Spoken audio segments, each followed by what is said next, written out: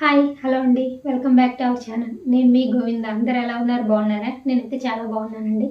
ఈరోజైతే మేము ఉయ్యూరులో వీరమ్మ తల్లి అమ్మవారి తిరునాళ్ళు అయితే జరుగుతుందండి. ఆ గుడికి అయితే వెళ్ళొచ్చాము.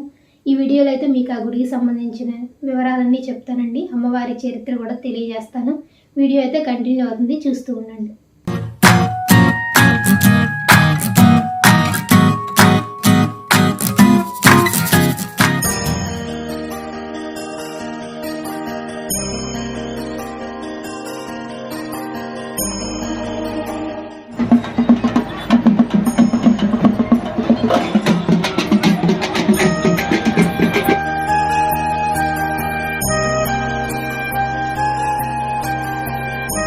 ప్రతి సంవత్సరం మాఘశుద్ధ ఏకాదశి రోజున ఉయ్యూరు వీరమ్మ తల్లి జాతర మొదలుపెట్టి 15 రోజుల పాటు బహుళ శుద్ధ ఏకాదశి వరకు అంగరంగ వైభవంగా జాతర ఉత్సవాలు జరుగుతాయంటండి. ఇక మనం వీరమ్మ తల్లి జాతర విశేషాల గురించి చెప్పుకుంటే, మొదటి రోజున వీరమ్మ తల్లి మెట్టి నుంచి దగ్గర నుండి ఊరేగింపుల మేళతాళాలతో ఇప్పుడు మనం చూస్తున్న ఈ ప్లేస్లో అమ్మవారిని ఈ గుడిలో ఉంచుతారు. ఆ రోజు ఉయ్యూరులో ఉన్న ప్రతి ఇంటి నుండి ఒక్కో దీపంతో అమ్మవారి ఊరేగింపులో భక్తులు పాల్గొంటారు. మనం కనువిందైన సన్నివేశం చూడాలంటే ఎంతో పుణ్యం చేసుకోవాలండి. కోటి దీపాల కాంతుల మధ్య అమ్మవారిని ఊరేగింపే అద్భుతమైన ఘట్టం. ఇక రెండో రోజు అమ్మవారిని ఉయ్యాల స్తంభం వద్దకు తీసుకువచ్చి అమ్మవారిని ఈ స్తంభానికి ఉయ్యాల కట్టి ఊరేగిస్తారు. ఈ ఘట్టం చాలా ప్రాముఖ్యమైనదండి. ఇక 11వ రోజు సిడిబండి సంబరం జరుగుతుంది. ఆ రోజు సిడిబండి మీద అమ్మవారిని ఊరేగిస్తారండి. అసలు ఈ సిడిబండి ఊరేగింపు ఎలా మొదలైందంటే, ఒకరోజు ఒక భక్తుడు తనకు పిల్లలు కలిగితే అమ్మవారికి సిడిబండి ఊరేగింపు జరిపిస్తానని మొక్కుకున్నాడంట. ఆ తర్వాత అమ్మవారి అనుగ్రహంతో అతనికి పిల్లలు కలిగారంట. ఇక అప్పటి నుంచి ఈ సిడిబండి ఊరేగింపు ప్రతి ఏటా జరిగే 15 రోజుల జాతరలో 11వ రోజు జరపడం ఆనవాయితీగా వస్తుంది. ఇక ఈ సిడిబండిని తాటి చెట్టుతో తయారు చేస్తారండి. ఇక 15వ రోజు వీరమ్మ తల్లిని మళ్ళీ ఊరేగింపుగా ఉయ్యూరులోని అన్ని ప్రాంతాల మీదుగా వీరమ్మ తల్లి మెట్టినింటి వద్దకు చేరుస్తారు. మొదటిగా వీరమ్మ తల్లి అమ్మవారిని మెట్టినిల్లు నుండి తీసుకువచ్చి 15 రోజుల పాటు పుట్టినిల్లు వద్ద ప్రతిష్ఠించి అంగరంగ వైభవంగా వీరమ్మ తల్లి తిరునాళ్ళు జరుపుతారు.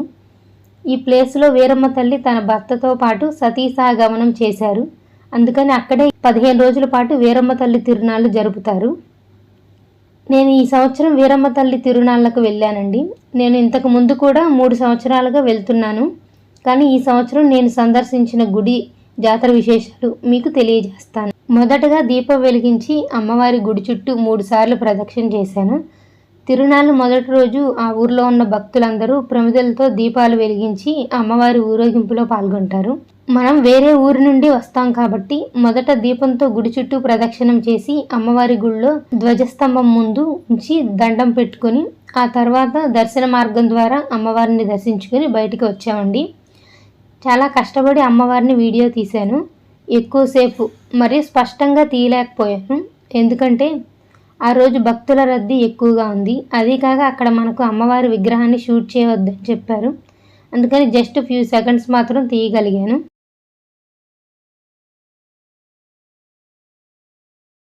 ఇక అమ్మవారి దర్శనం అయ్యాక ప్రసాదం తీసుకొని ముందుకు నడుస్తుండగా నేను చూసిన ఈ సంఘటన చాలా ఆశ్చర్యానికి గురి చేసింది. చూసారా, ఇలా అమ్మవారి గుడి వద్ద పిల్లలు లేని వారు ఇలా చాలాసేపు నిద్రిస్తారండి. ఉయ్యాల కానీ పువ్వులు కానీ అరటిపళ్ళు కానీ కనిపిస్తాయంటండి. అలా కనిపించిన వారికి పిల్లలు పుడతారంట.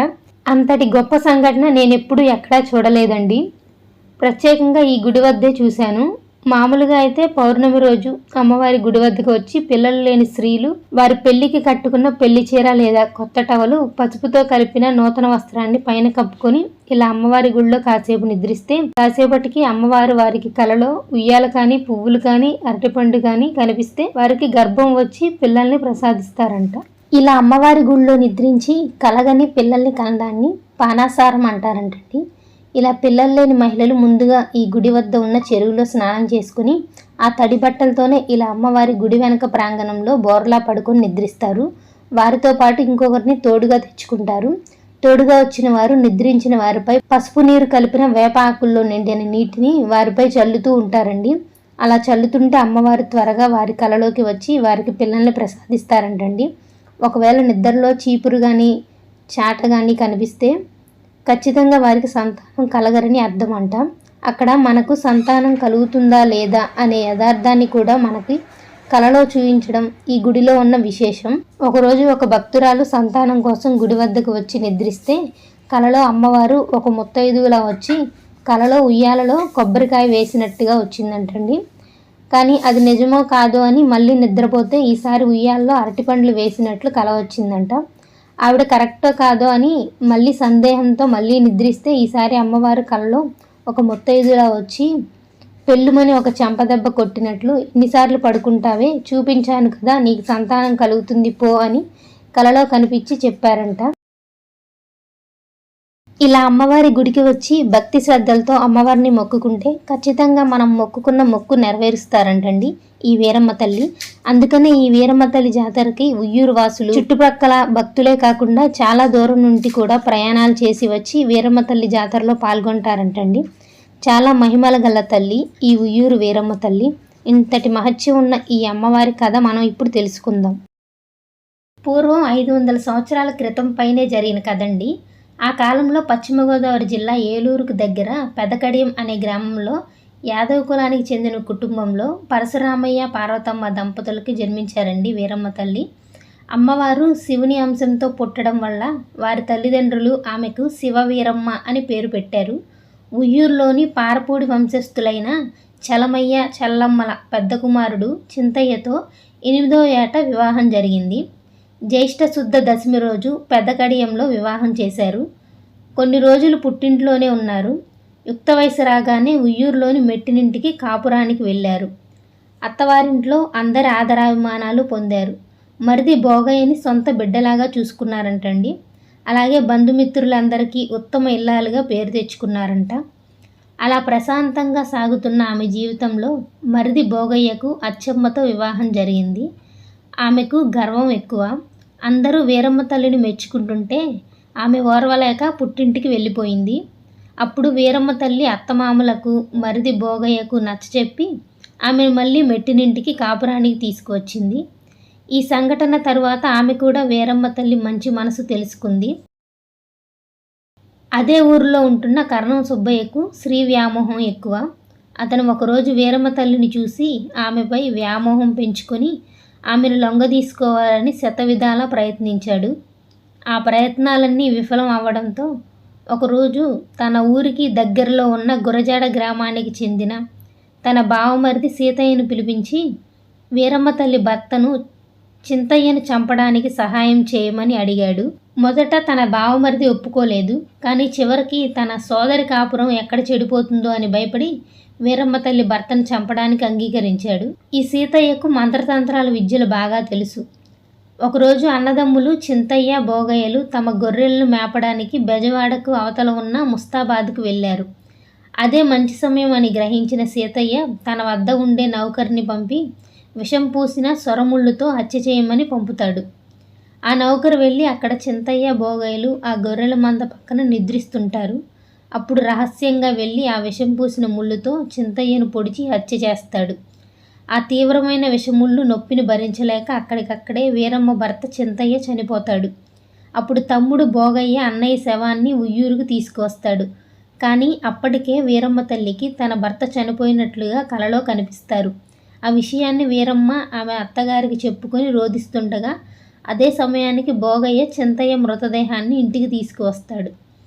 అప్పటికే తన భర్త ఆమె కలలోకి వచ్చి తనను చంపించింది కరణం సుబ్బయ్య అని తెలుసుకుని వారి వంశం నాశనం అయిపోవాలని శపించి తను ఎంతో ప్రేమించి ఆరాధించే తన భర్తను చూసి ఆమె కూడా సతీసహగమనం చేయడానికి సిద్ధపడి ఊరందరి ముందు భర్తతో పాటు ఆ చితిమంటల్లో సతీసహగమనం చేసుకుంటుంది. ఆ మంటలు చూసిన సుబ్బయ్యకు 2 కళ్ళు పోయి ఇంటికి వెళ్ళగానే రక్తం కక్కుకొని చనిపోతాడు. ఆ రోజు సతీసహగమనం చూసిన అప్పటి గోల్కొండ రాజప్రతినిధి జిన్నా సాహెబ్ గారు ఇంటికి వెళ్ళి నిద్రపోగానే ఆ రోజు నిద్రలో వీరమ్మ తల్లి తన భర్త చింతయ్యతో కలిసి కలలో కనపడి మహా తేజోవంతంగా మహా సర్వాలంకారాలతో కనిపిస్తుంది. అమ్మవారే అందరి కోరికలు తీరుస్తున్నట్లు, గండదీపాల కాంతితో దుష్టశక్తిని తన కాళ్ళతో తన్నుతున్నట్లు, ఉయ్యాల ఊగుతున్నట్లు, గుడి పక్కనే పెద్ద చెరువు ఉన్నట్లు, ఆ చెరువులో పెద్ద పెద్ద తామర పువ్వులు వికసించినట్లు కనిపిస్తాయి. ఉదయం లేచి సాహెబ్ గారు జమీందార్ని పిలిపించి అతనికి తనకు వచ్చిన కలను గురించి చెప్పగా, అప్పుడు జమీందారు కూడా నాకు కూడా మీలాగే కల వచ్చింది, ఆ కలలో అమ్మవారు కనిపించారు అని చెప్పడంతో వారిద్దరూ కలిసి చింతయ్య చావుకి కారణం ఏంటో తెలుసుకోవడానికి ప్రయత్నించగా, చివరికి ఆ చావుకి కారణమైన సుబ్బయ్య వీరమ్మ తల్లి సతీసాగమనం చేసిన రోజే చనిపోయాడని, ఆ తర్వాత వారి వంశం మొత్తం నాశనమైందని, సుబ్బయ్య వంశంలో వారసులు కూడా మిగలలేదని తెలుసుకుంటారు. అలా వీరమ్మ తల్లి మహిమలు, ఆమె ప్రాతివచ్చే గొప్పతనంలో ఊరంతా ఆమె దేవతామూర్తి అని గ్రహించి ఆమెకు గుడి కట్టించేందుకు వారి అత్తమామలతో మాట్లాడి ఒప్పించి వీరమ్మ తల్లి సతీసాగమనం అయిన ప్రదేశంలోనే ఆమెకి గుడి కట్టించారు. ఇప్పుడు ఆ గుడిలోనే ఈ 15 రోజులు వీరమ్మ తల్లి జాతర మహావైభవంగా జరుపుతున్నారు. వీరమ్మ తల్లి జాతర జరిగే 15 రోజులు ఆ ఊరిలో ఎవ్వరూ పసుపు దంచరు. ఈ జాతర జరిగే 15 రోజులు యాదవ కులస్తులు పెళ్లిళ్ళు చేసుకోరు. పెళ్లిళ్ళు అయిన వారు బ్రహ్మచర్యం పాటిస్తారు. ఇదండి ఈ వీడియో అయితే. మరొక మంచి వీడియోతో అయితే మీ ముందుకు వస్తాను. Thanks for watching. బాయ్. ఈ వీడియో కనుక నచ్చితే ఒక లైక్ అయితే చేయండి. మేమైతే చాలా కష్టపడి వీరమ్మ తల్లి చరిత్ర తెలుసుకొని మీతో అయితే షేర్ చేసుకుంటున్నానండి. మీరు కూడా మీ ఫ్రెండ్స్ అండ్ ఫ్యామిలీకి అయితే ఈ వీడియోని అయితే షేర్ చేయండి. తెలియని వాళ్ళు ఎవరైనా ఉంటే తెలుసుకుంటారు.